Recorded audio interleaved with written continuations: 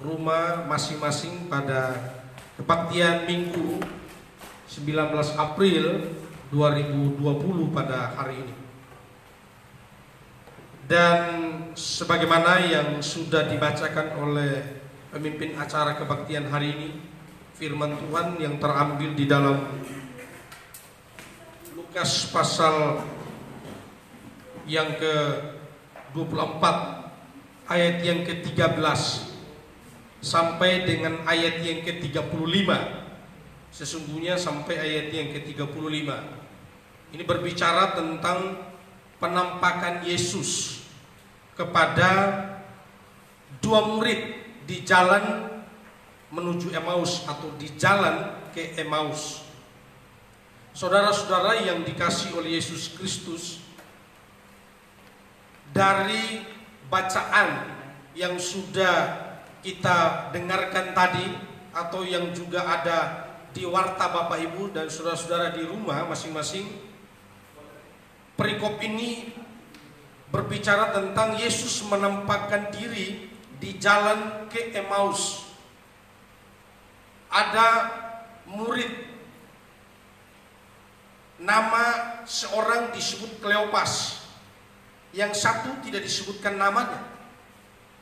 Tetapi ketika mereka berjalan menuju ke Emmaus, Yesus menampakkan diri kepada mereka.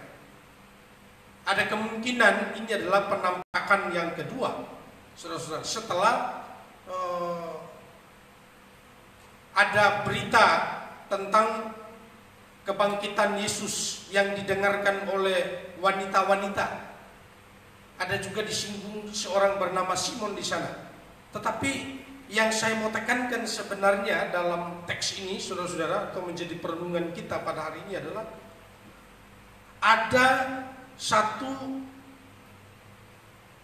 kesempatan atau ada satu peristiwa atau ada satu kejadian di mana murid-murid, di mana kedua murid ini mereka mengambil keputusan untuk meninggalkan Yerusalem dan menuju ke satu tempat atau satu kampung yang disebut dengan kampung Emmaus atau desa Emmaus.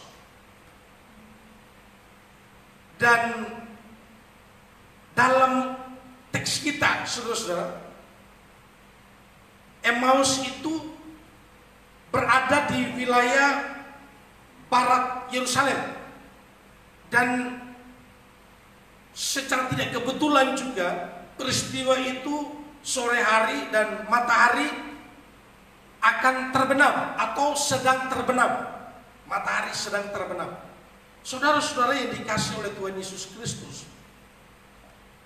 ketika murid-murid mengikuti peristiwa penyaliban Tuhan Yesus, lalu kemudian pengorbanan Kristus, mereka mengambil keputusan, khususnya kedua murid ini, kembali ke kampung Emmaus.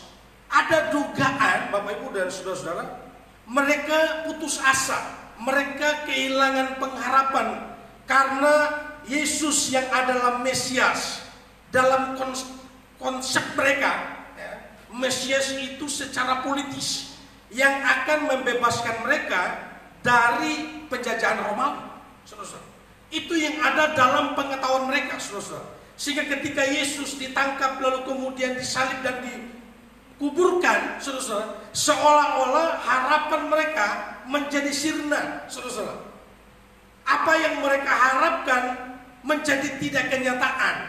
Dan atas kekecewaan ini mereka kembali ke kampungnya dan meninggalkan Yerusalem. Atau dengan kata lain, mereka mau memutuskan untuk tidak lagi mengikuti Tuhan. Atau dengan kata lain, saudara-saudara, apa yang mereka percaya selama ini ternyata tidak demikian terjadi, saudara-saudara. Sehingga mereka mau meninggalkan Yerusalem, saudara-saudara, dan kembali, saudara-saudara. Saudara-saudara, tidaklah kebetulan, saudara, penggunaan kata atau situasi matahari sedang terbenam. Saya mengecek bagian ini, Bapak Ibu dan saudara-saudara, karena Emmaus itu terletak di bagian barat Yerusalem. lalu kemudian keadaan saat itu matahari akan segera tenggelam atau terbenam, saudara. Matahari terbenam. Saudara-saudara yang dikasih oleh Tuhan, di dalam Alkitab, saudara-saudara, beberapa kali menyebutkan, saudara, misalnya dari terbitnya matahari sampai terbenamnya, terpujilah nama Tuhan. Dalam Hakim-Hakim pasal 5 juga ayat 31 dijelaskan, orang yang mengasihi Tuhan, saudara-saudara, orang yang mengasihi Tuhan bagaikan matahari yang terbit, saudara-saudara.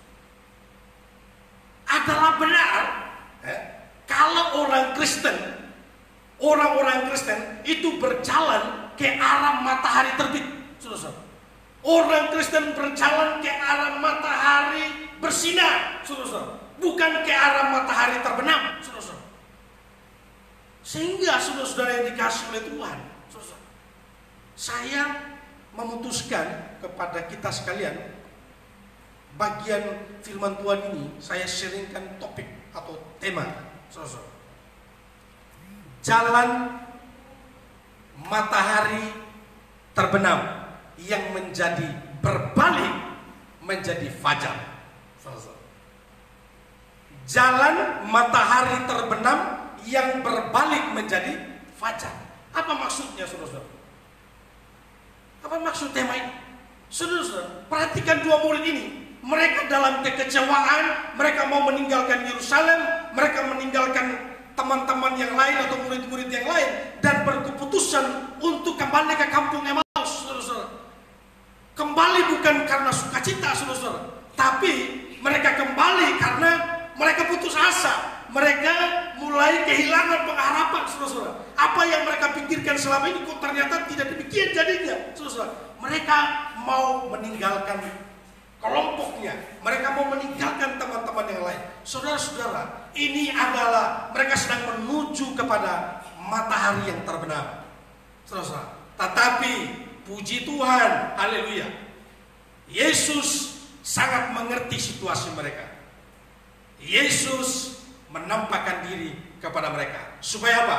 Supaya mereka yang berjalan ke arah matahari terbenam berbalik menjadi fajar, berbalik menjadi mengikuti terang Kristus. Saudaraku yang dikasih oleh Tuhan Yesus Kristus, Yesaya juga dalam Yesaya pasal 45, Yesaya pasal 45 ayat yang ke-6 juga dikatakan, saudara-saudara, firman Tuhan berkata, supaya orang tahu dari terbitnya matahari sampai terbenamnya tidak ada yang lain di luar aku, kata Tuhan. Tidak ada yang lain di luar aku, itu kata Tuhan. Lalu kemudian orang yang takut kepada nama Tuhan di tempat matahari terbenam. Perhatikan ini baik-baik. Orang yang takut akan Tuhan di tempat matahari terbenam dan kepada kemuliaan di tempat matahari terbit. Yesaya 59 ayat 19. Perhatikan ini Bapak Ibu dan saudara-saudara.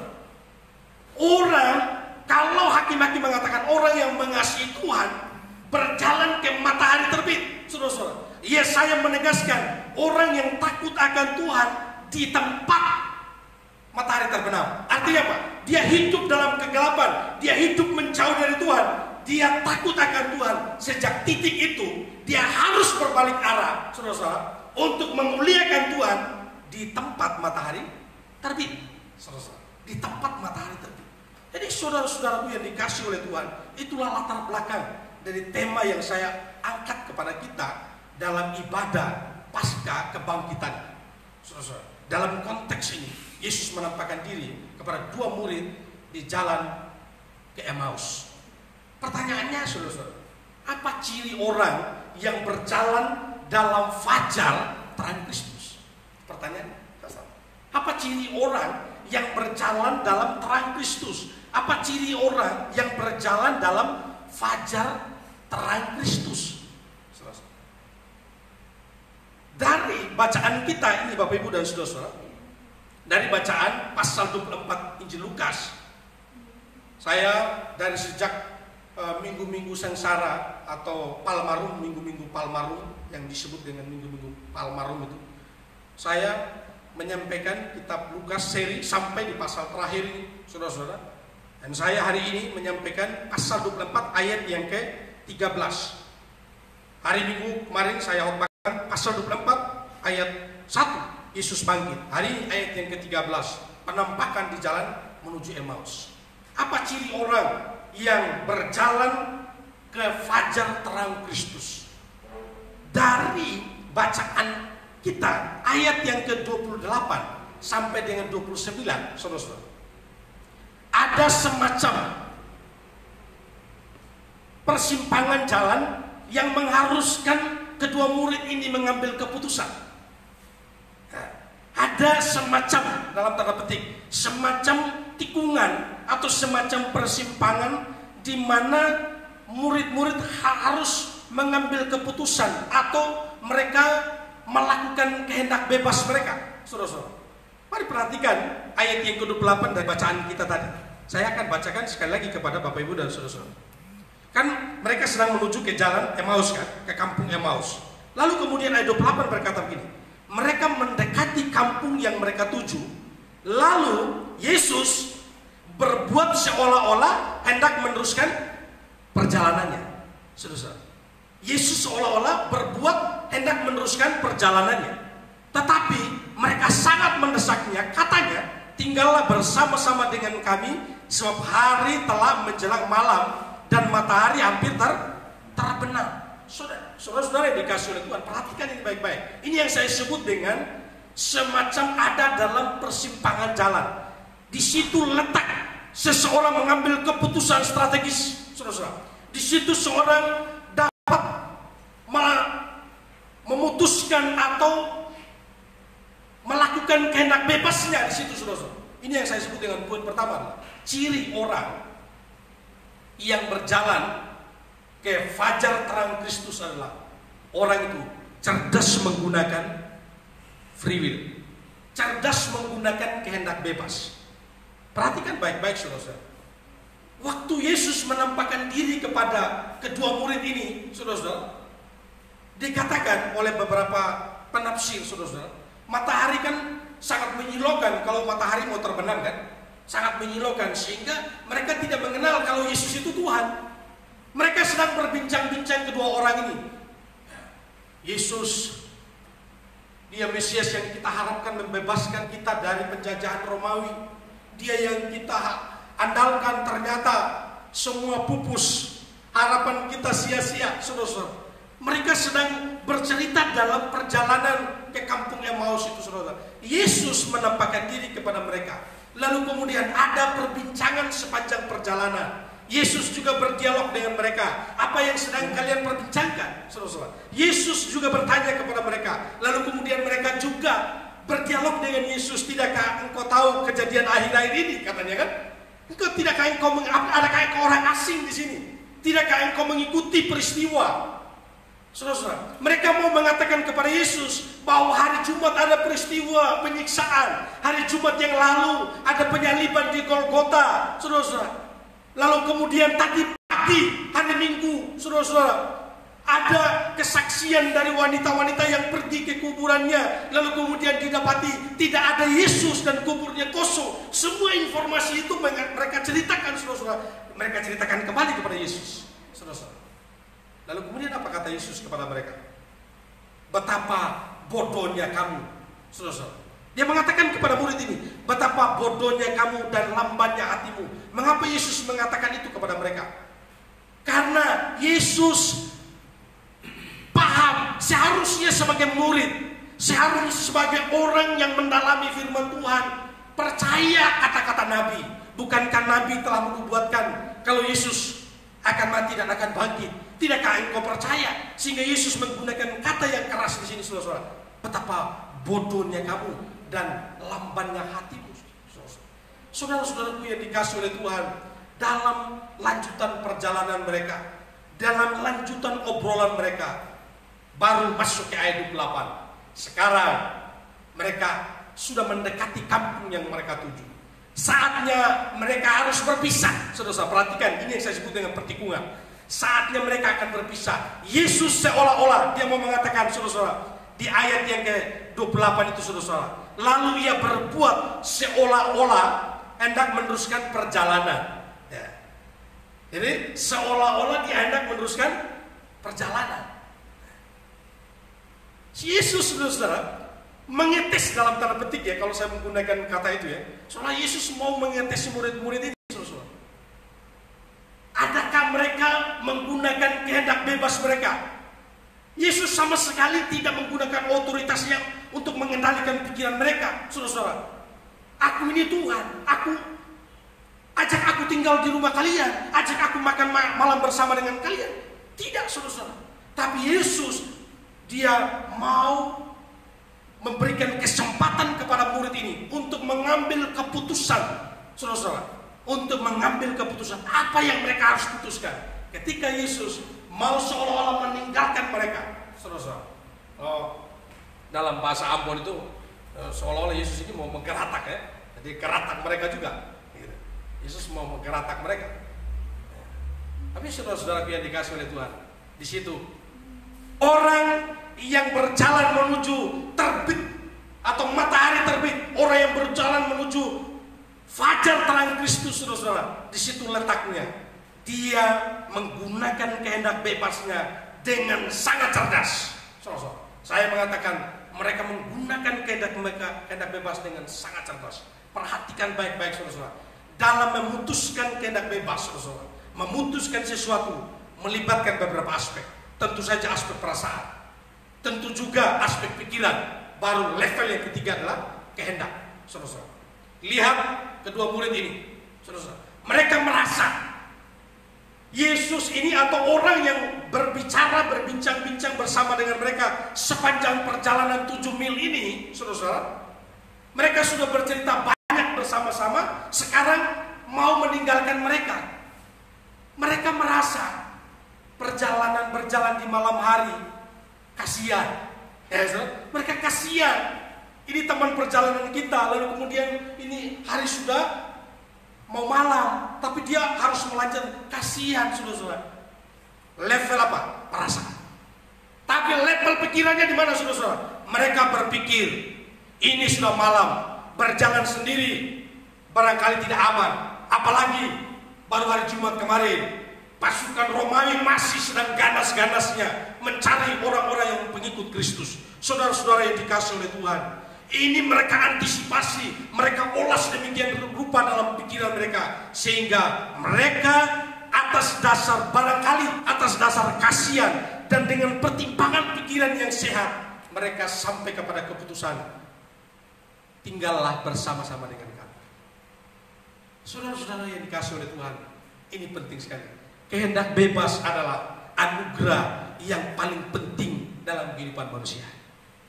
Kehendak bebas adalah anugerah yang paling penting dalam kehidupan manusia. Dan ini bahkan yang membedakan kita juga dengan ciptaan yang lain.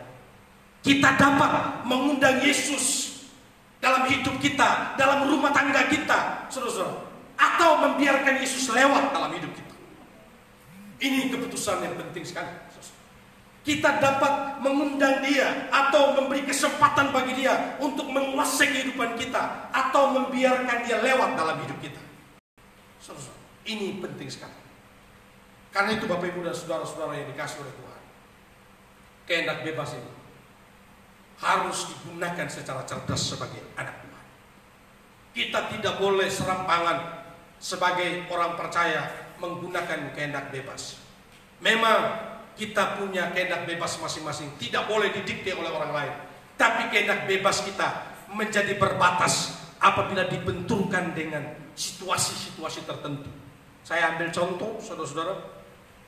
Sekarang situasi kita sekarang ibadahnya online. Bahkan jemaat Tuhan ada yang bekerja di rumah. Beberapa yang tugas di depan tadi dalam pelayanan mimbar, ada yang bekerja di rumah.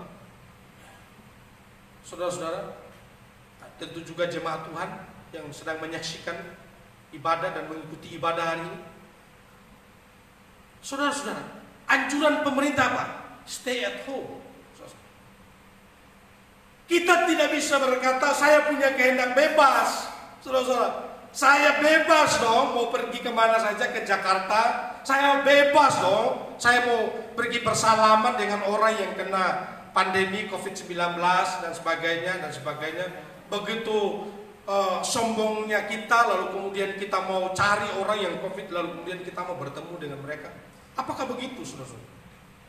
Ingat, kita punya kehendak bebas. Tapi kehendak bebas kita ketika dibenturkan dengan aturan-aturan tertentu, kehendak bebas kita menjadi berbatas.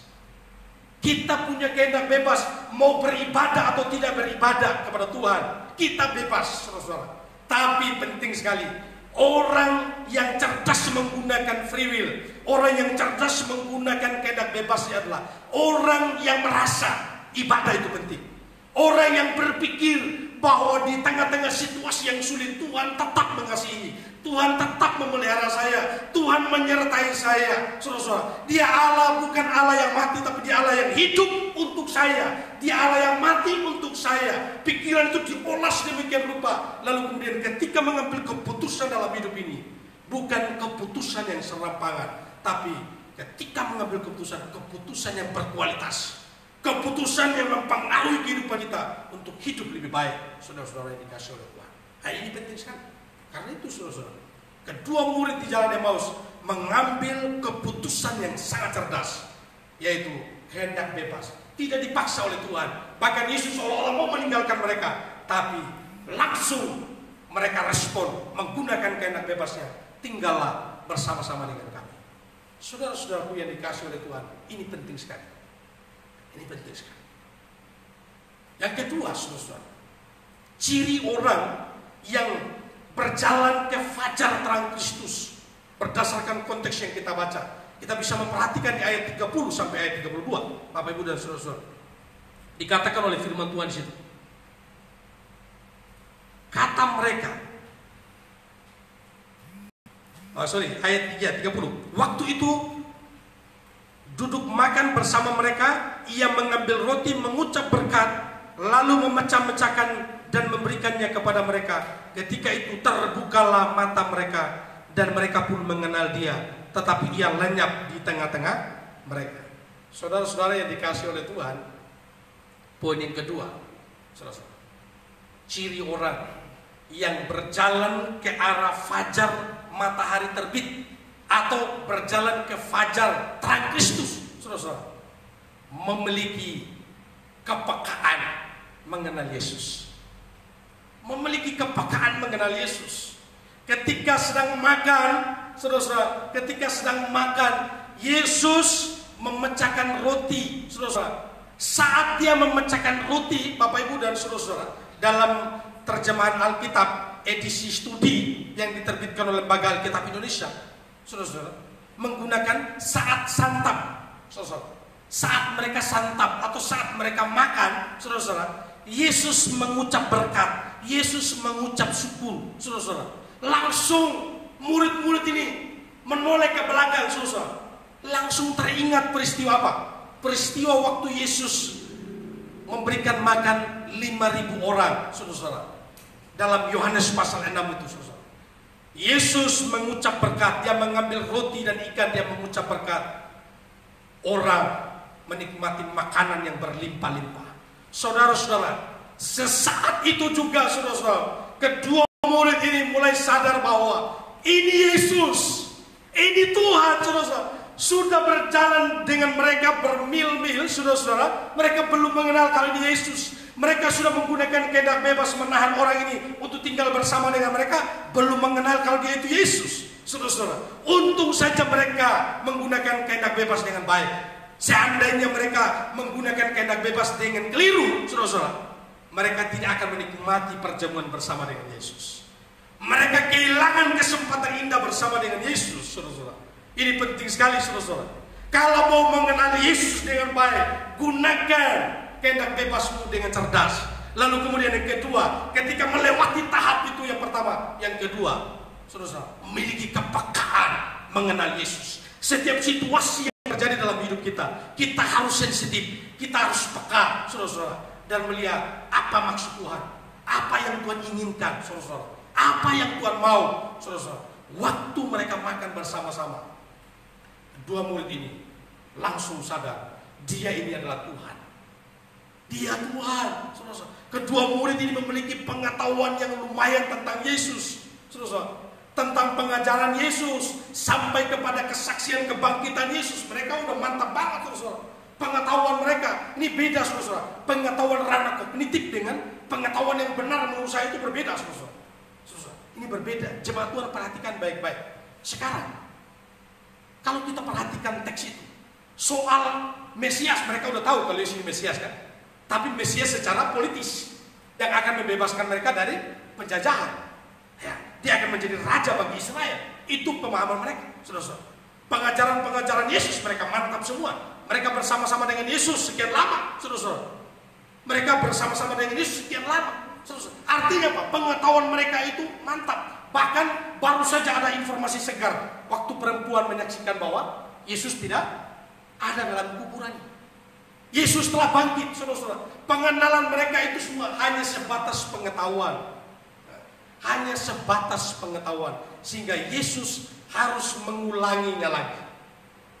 Ini penting sekali. Salah satu tujuan dari mengapa Yesus bangkit dan menampakkan diri, kurang lebih 10 kali penampakan Yesus pasca kebangkitan.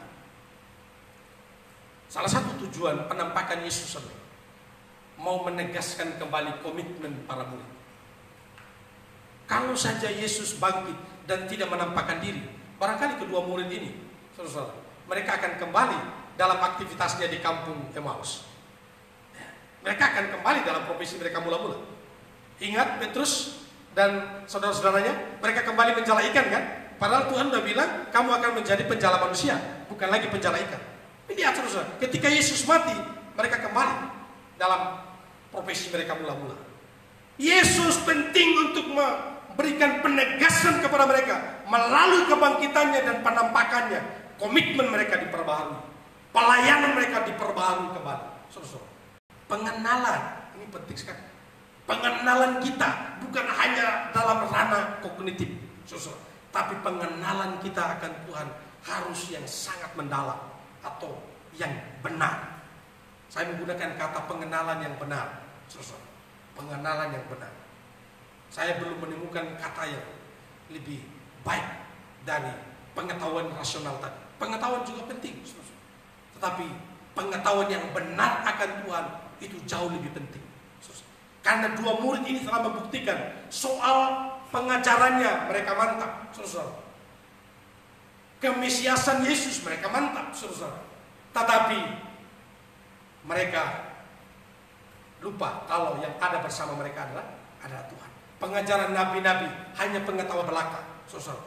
Hanya pengetahuan belaka. Itu hanya lalu begitu saja dalam otak mereka. Mengapa, saudara? Karena mereka hanya mengandalkan rasional. Jadi yang menghalangi mereka adalah, yang menghalangi pengetahuan yang benar untuk mengetahui atau mengenal Yesus yang bersama-sama dengan mereka adalah rasionalitas mereka. Itu yang menghalangi. Dan Tuhan dengan sabar membimbing sampai pada kesadaran melalui perjamuan makan itu. Tuhan dengan sabar membimbing para murid melalui perjamuan makan. Tuhan tidak meninggalkan mereka, tapi Tuhan dengan sabar. Kenapa? Karena Tuhan mau mereka bangkit kembali. Tuhan mau mereka tidak terus berjalan dalam matahari yang terbenam, tapi mereka kembali kepada fajar menyingsing, kembali kepada matahari terbit, kembali dalam jalan kebenaran. Saudara, itu yang Tuhan mau. Mengenal Yesus dengan benar merupakan anugerah. Keberdosaan kita menghalangi iman kita kepada Tuhan. Tetapi ketika kita membuka diri dan percaya kepada firman-Nya, membuka diri dan percaya kepada firman-Nya, ayat yang ke-32, ini merupakan kunci untuk mengenal Yesus dengan benar. Saudara-saudara, bagaimana level pengetahuan kita tentang Yesus? Bagaimana level pengetahuan kita tentang Yesus? Sekian lama kita menjadi orang Kristen. Bahkan sejak lahir kita menjadi orang Kristen. Bertahun-tahun kita menjadi orang Kristen. Tapi kehidupan kekristenan kita, pengetahuan tentang Yesus hanya sebatas pengetahuan level kognitif saja. Tidak memiliki pengetahuan yang benar, yang sangat mendalam, yang sangat intim dengan Tuhan. Khotbah-khotbah, pengajaran-pengajaran di gereja itu hanya sambil lalu. Mungkin kita aktif melayani dan sebagainya. Saudara-saudaraku yang dikasihi oleh Tuhan, hari ini kita diingatkan kembali supaya harus memiliki pengetahuan yang benar. Saya ambil satu ilustrasi. Ada kesaksian teman kita, Pak Tri Handoyo. Saya ambil ilustrasi Pak Handoyo. Pak Handoyo, dia bukan orang Kristen. Dia belum percaya Tuhan, dari keluarga yang belum percaya Tuhan. Tapi ketika dia mengambil keputusan percaya Tuhan, tidak serta-merta juga dia langsung aktif melayani Tuhan. Saudara-saudara yang dikasihi oleh Tuhan, dalam kesaksian Pak Handoyo kepada saya, setelah dia menjadi pengikut Kristus, setelah dia berjalan ke arah matahari terbit, saudara-saudara, ada pengalaman-pengalaman yang membuat iman dia, ada kesempatan-kesempatan yang mempertajam dia supaya kekristenan dia semakin mantap. Dia sebut misalnya mengikuti yang namanya pria sejati. Ya, ada tentang pria sejati. Kalau di dalam gereja baptis akrab disebut sebagai pria terhormat, wanita terpuji, dan pria terhormat. Mengikuti seminar ini, mengikuti pengajaran ini semakin memantapkan dia, saudara-saudara, semakin memantapkan dia untuk semakin mengenal Tuhan dengan lebih baik. Sehingga apapun tantangan dalam kehidupannya, meskipun yang lain belum percaya kepada Tuhan, keluarga banyak belum percaya kepada Tuhan, tapi imannya kepada Tuhan tak tergoyahkan.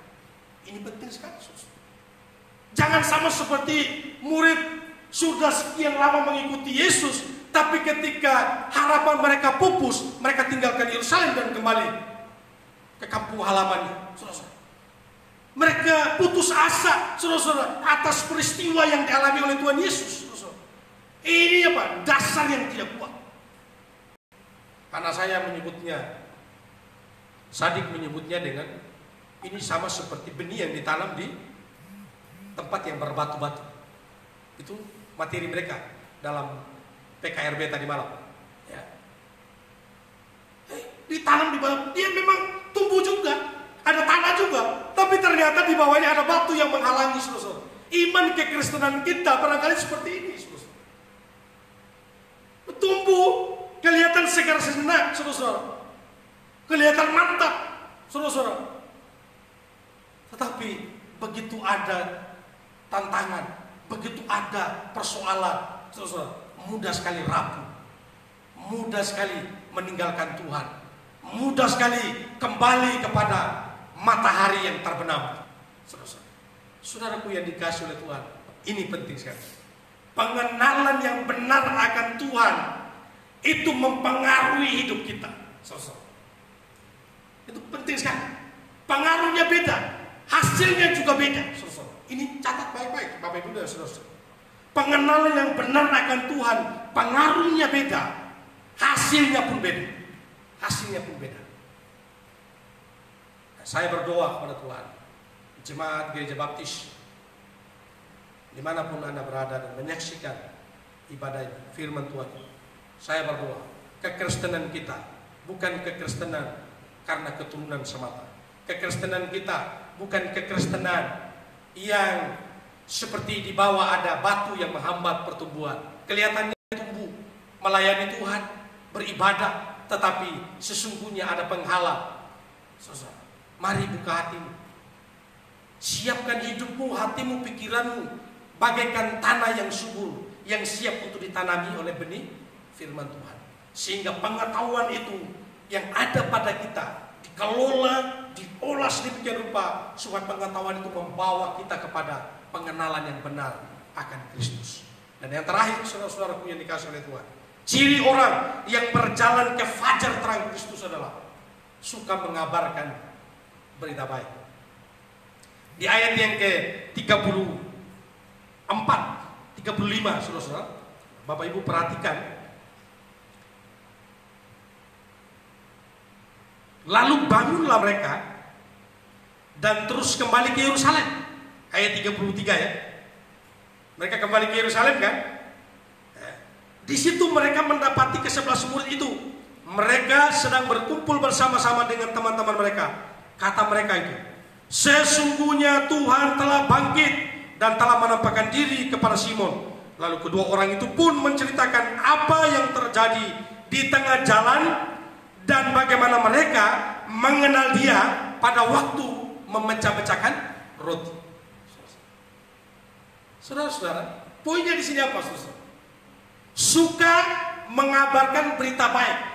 Berita baik apa yang didapat oleh dua murid ini? Yesus telah bangkit. Yesus telah bersama-sama dengan mereka. Yesus makan bersama-sama dengan mereka.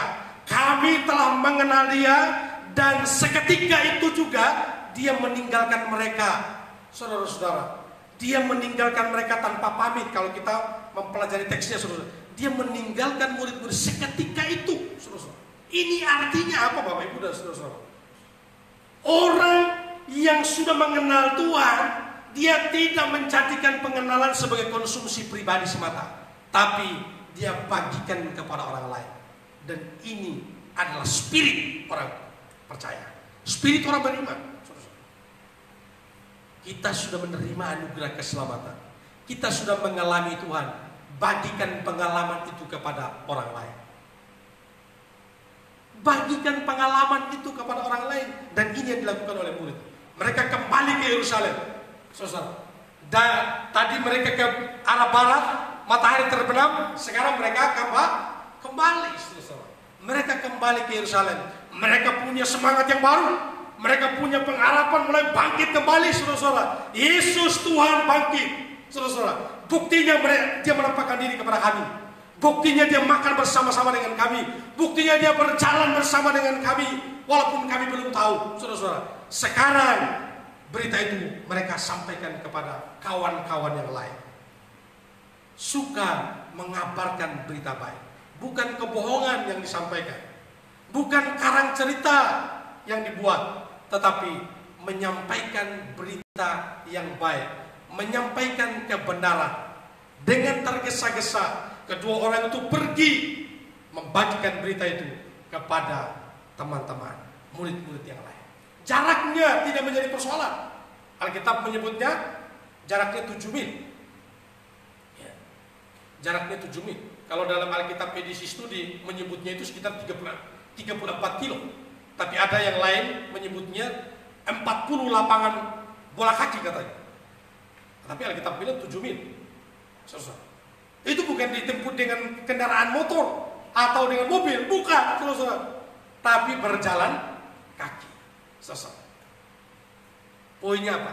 Jarak tidak menjadi persoalan. Itu poinnya. Kalau orang sudah mengenal Tuhan, orang sudah mengalami Tuhan, Bapak Ibu dan saudara-saudara, jarak yang jauh tidak menjadi persoalan. Orang kalau sudah ditangkap hatinya oleh Tuhan, komitmennya sudah ditangkap oleh Tuhan, saudara-saudara, sakit penyakit tidak menjadi persoalan. Amin, Bapak Ibu. Orang kalau sudah ditangkap komitmennya oleh Tuhan, saudara-saudara, orang sudah mengerti kebenaran, saudara-saudara, maka saudara-saudara, keluarga tidak menjadi penghalang bagi dia untuk melayani Tuhan. Saudara tidak menjadi penghalang bagi dia untuk melayani Tuhan, saudara-saudara. Keuangan, pekerjaan, saudara-saudara, tidak menjadi penghalang bagi dia untuk melayani Tuhan, untuk mengikuti Tuhan. Saudara-saudara, ada pekerjaan dan tidak ada pekerjaan, ada uang atau tidak ada uang, saudara-saudara, dalam segala keadaan mau tetap melayani Tuhan. Amin, Bapak Ibu. Ini penting sekali, saudara-saudara. Jadi artinya apa? Pengetahuan kita yang benar sangat mempengaruhi hidup kita. Pengetahuan kita yang benar sangat mempengaruhi hasil yang kita dapat. Karena itu, saudara-saudara, mari Bapak Ibu dan saudara-saudaraku yang dikasihi oleh Tuhan, kita bangkit kembali. Situasi kita memang belum kondusif saat ini. Pandemi COVID-19 masih menjadi pergumulan bersama. Tapi komitmen mengikuti Tuhan tetap mantap. Semangat beribadah tidak kendor, saudara-saudara, apapun situasi kita. Bekerja di rumah tetap semangat, memberikan pelayanan terbaik, saudara-saudara. Mari buat ciri sebagai orang Kristen yang berjalan bukan kepada matahari terbenam, tapi matahari terbit. Kiranya Tuhan Yesus memberkati Bapak Ibu dan saudara-saudara sekalian. Amin.